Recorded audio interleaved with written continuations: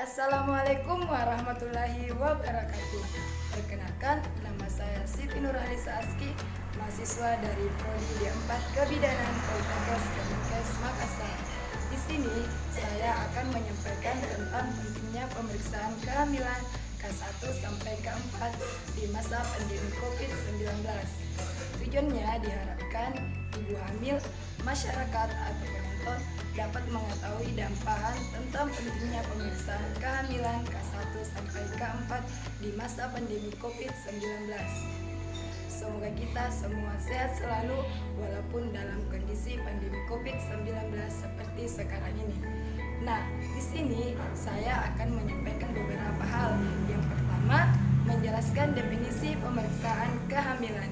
Yang kedua, menjelaskan jadwal pemeriksaan kehamilan selama pandemi COVID-19. Yang ketiga, menjelaskan manfaat pemeriksaan kehamilan. Yang keempat, menjelaskan tujuan pelayanan antenatal. Dan yang kelima, menjelaskan tujuan kunjungan K1 sampai K4. Yang pertama, pengertian dari pemeriksaan kehamilan. Pemeriksaan kehamilan adalah serangkaian pemeriksaan yang dilakukan secara berkala dari awal kehamilan hingga proses persalinan untuk memonitor kesehatan ibu dan janin agar tercapai kehamilan yang optimal. Dalam bahasa program kesehatan ibu dan anak, kunjungan antenatal ini diberi kode K yang merupakan singkatan dari kunjungan. Pemeriksaan antenatal yang lengkap adalah K1, K2, K3, dan K4. Hal ini berarti dilakukan minimal sekali kunjungan antenatal selama kehamilan 11 minggu sampai 13 minggu atau pada trimester pertama. Dan sekali kunjungan selama kehamilan 20 sampai 36 minggu atau pada trimester kedua. Dan sebanyak 2 kali kunjungan antenatal pada usia kehamilan di atas 36 minggu atau pada trimester ketiga. Namun, di tengah pandemi COVID-19 ini, banyak ibu hamil yang enggan memeriksakan kehamilan di rumah sakit atau puskesmas. Kenapa? Karena takut tertular dengan virus corona. Padahal pemeriksaan kehamilan tetap perlu dilakukan. Virus corona ini pertama kali muncul di Cina pada awal bulan Desember tahun 2019. Virus ini rentan sekali terkena terhadap ibu hamil.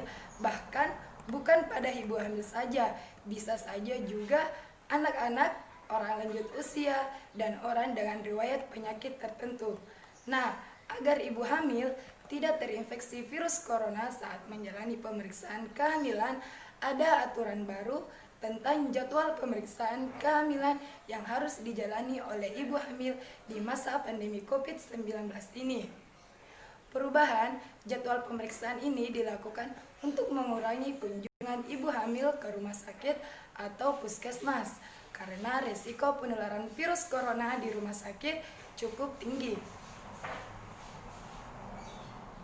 Ibu hamil memang lebih berisiko terinfeksi virus corona karena daya tahan tubuhnya cenderung lebih lemah.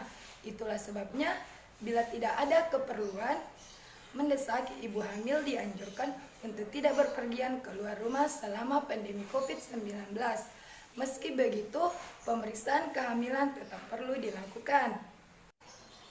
Oleh karena itu, ibu hamil sebaiknya tetap menjalani pemeriksaan kehamilan meskipun tidak sesering biasanya. Berikut ini adalah jadwal pemeriksaan kehamilan yang dianjurkan selama pandemi COVID-19. Yang pertama, pada trimester pertama atau kunjungan awal. Pada trimester pertama, ibu hamil cukup menjalani 1 kali pemeriksaan kehamilan, yaitu saat usia kandungan 11-13 minggu. Dalam kunjungan ini, dokter atau bidan akan melakukan pemeriksaan USG dan tes darah untuk mendeteksi kelainan yang mungkin dialami oleh ibu hamil dan janinnya. Jika usia kehamilan masih kurang dari 11 minggu, ibu hamil belum perlu melakukan kunjungan ke dokter kandungan atau bidan.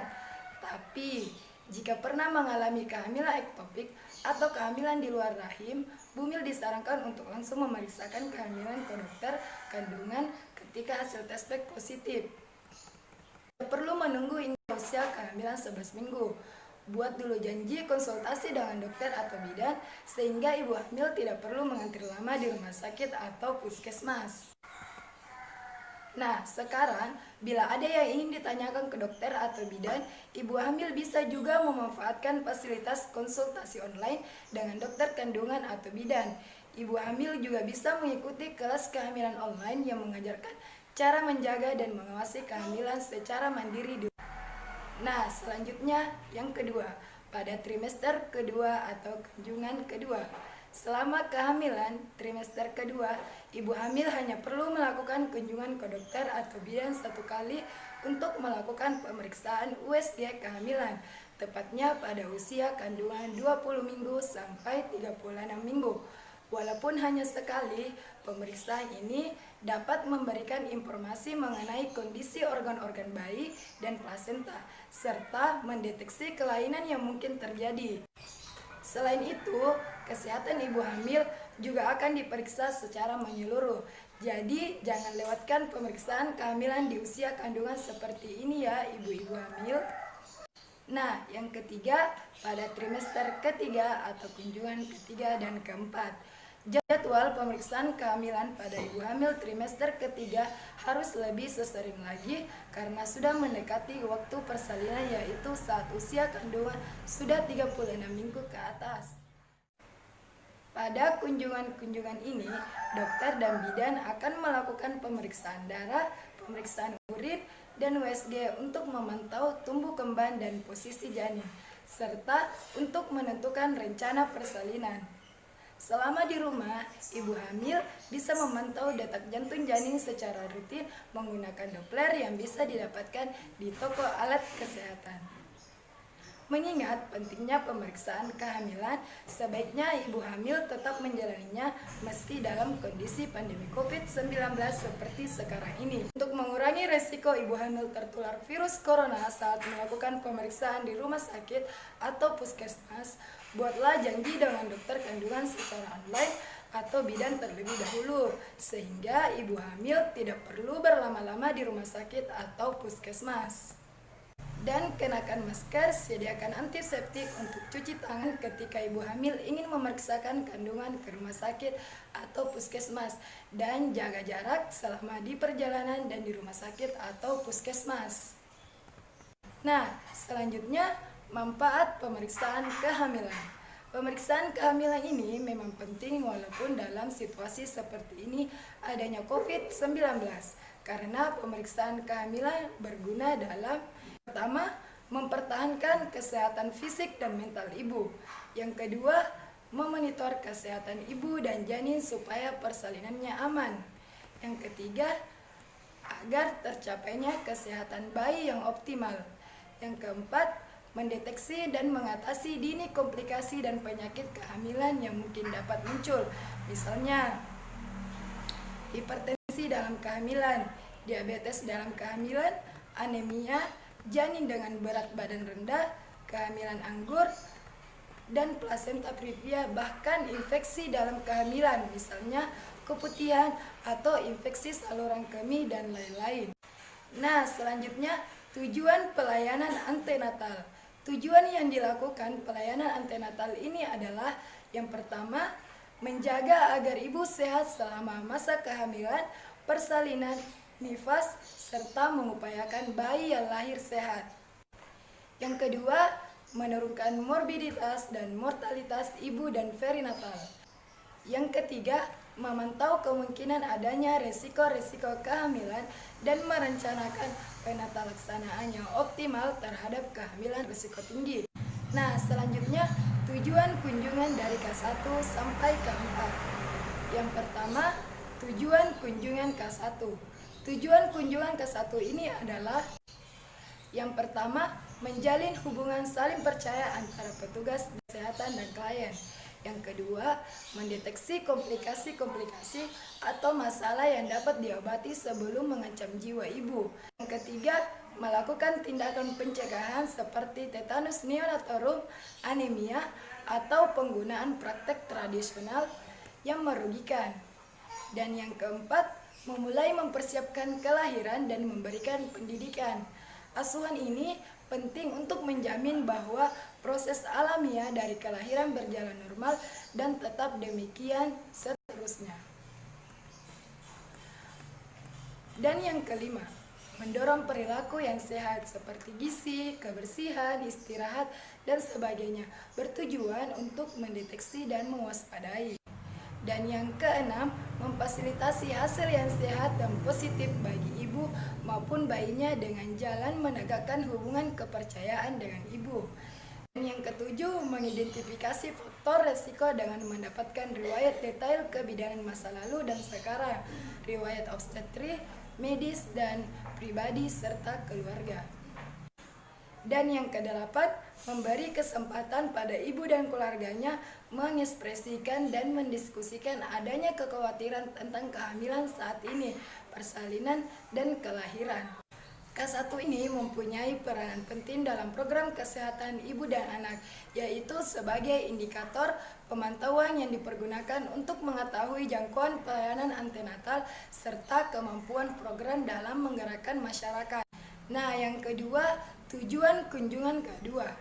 Tujuan K2 ini adalah yang pertama, menjalin hubungan saling percaya antara petugas kesehatan dan klien. Yang kedua, mendeteksi komplikasi-komplikasi yang dapat mengancam jiwa. Yang ketiga, melakukan tindakan pencegahan seperti tetanus neonatal, anemia, atau penggunaan praktik tradisional yang merugikan. Dan yang keempat, memulai mempersiapkan kelahiran dan memberikan pendidikan. Asuhan itu penting untuk menjamin bahwa proses alamiah dari kelahiran berjalan normal dan tetap demikian seterusnya. Dan yang kelima, mendorong perilaku yang sehat seperti gizi, kebersihan, istirahat, dan sebagainya, bertujuan untuk mendeteksi dan mewaspadai. Dan yang keenam, kewaspadaan khusus mengenai hipertensi dalam kehamilan. Tanyakan gejala, pantau tekanan darah, kaji adanya edema dan protein urin. Yang ketujuh, pengenalan komplikasi akibat kehamilan dan pengobatannya. Yang kedelapan, penapisan preeklamsia, gameli, infeksi alat reproduksi dan saluran perkembihan. Dan yang kesembilan, mengulang perencanaan persalinan. Kunjungan K2 ini, ibu hamil yang memeriksakan kehamilannya pada trimester kedua atau usia kehamilan sudah 20-36 minggu dan mendapatkan pelayanan 10 tes setelah melewati K1. Dan selanjutnya, tujuan kunjungan K3 dan K4. Tujuan K3 dan K4 ini adalah sama dengan kunjungan K1 dan K2, hanya ada tambahan seperti palpasi abdomen, mengenali adanya kelainan letak dan presentasi yang memerlukan kelahiran di rumah sakit, dan memantapkan persalinan dan mengenali tanda-tanda persalinan. Kunjungan K3 dan K4 ini, ibu hamil yang memeriksakan kehamilannya pada trimester ketiga atau sudah minggu ke-36. 2 kali kunjungan akhir dan mendapatkan pelayanan 10 tes setelah melewati K1 dan K2. Nah, itulah pentingnya pemeriksaan kehamilan walaupun di tengah pandemi COVID-19 seperti sekarang ini, supaya ibu hamil tahu kondisi dan kondisi janinnya. Jadi tetap harus melakukan pemeriksaan kehamilan.